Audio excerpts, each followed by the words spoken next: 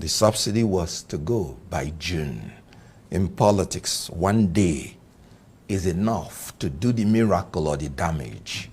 But what is the essence of you saying in your inaugural speech that you are going to inflict more pain on the people? He said he was going to lead. Leadership is defined as the ability to influence people through inspiration, not intimidation or manipulation. That was a demonstration of arrogance of power, not humility of purpose. Now, when you are a leader, what is your purpose? Is it to inflict more pains on the people? No. And you have to be humble about it, especially when the problem emanated from the incompetence and dishonesty of leaders, not from the complicity of the people. Now, let me start by saying, so that you do not misinterpret me as ever supporting anything about oil fuel subsidy. If there is anything that irritates me to my bones, is the issue of subsidy. I wouldn't have voted for anybody who said he was going to maintain oil subsidy. And I'm very serious about that. What is the wisdom in an oil producing country paying more than 7 trillion to foreign countries to refine your oil and send it back to you? You paying their shipping line, you building their refineries abroad, when you have your 4 refineries already built. So you support his move then? No, listen to me. Right. I am saying that I hate everything about oil subsidy, and I agree with anybody who says it's fraudulent, it's criminal, and has no business in the first place in the Nigerian economy.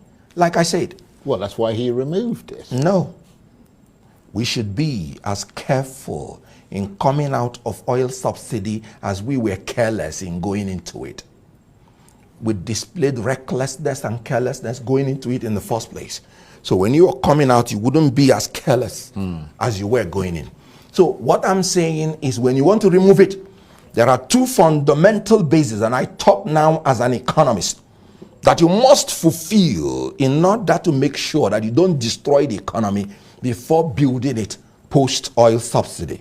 And the 2 basic econometrics that you must achieve: you must saturate the system with fuel, and you must ensure there is no monopoly. When you saturate the system with fuel, elementary economics will teach you that when supply is excess, it maintains a cap on the price. However, no matter how supply is entrenched, if there is monopoly, the monopoly, through Shylock mentality of making profit, can still manipulate the supply in order to make sure that the price gets haywire. I give you an example with OPEC.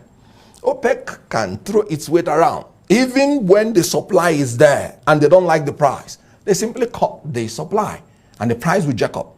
That is what is happening in Nigeria. You should factor it in. Some people have been feeding big on that general corrupt tendency of oil subsidy manipulation to fill in their pocket. So when you want to deal with such things, you have to be careful coming out. You don't need to pronounce it.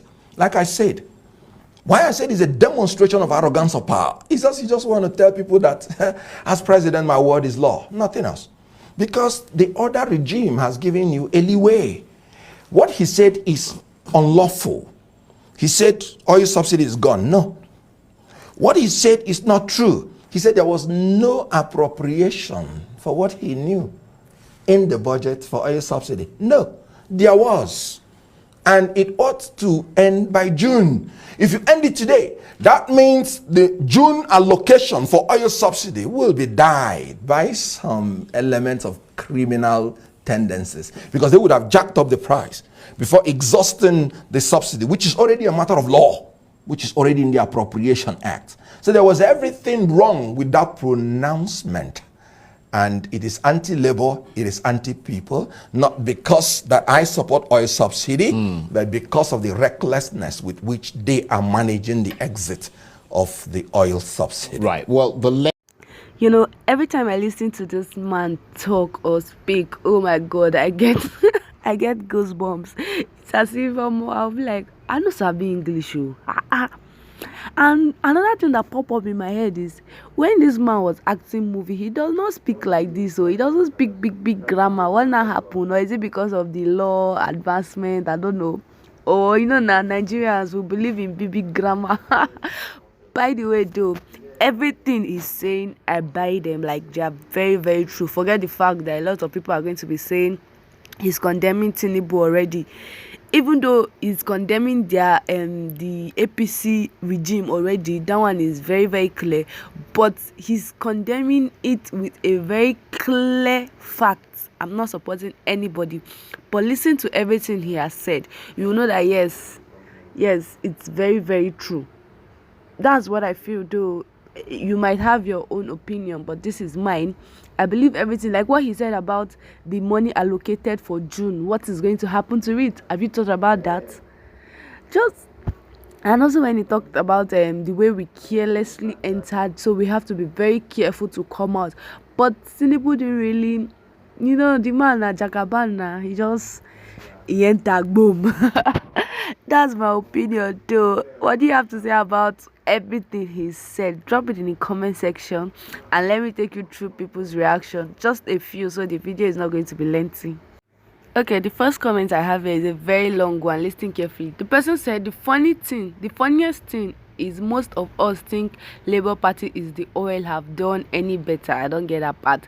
Labour Party is now the main opposition party, not PDP. The same thing APC did to Jonathan's administration in 2015 by discrediting it and making them appear useless is the same game Labour Party is playing now. This man has only been there for 2 days and you people are already criticizing him. It doesn't take a day for a politics to start having positive effects. This man has made difficult decisions in just few days. It took Buhari several months to even appoint chief of staff.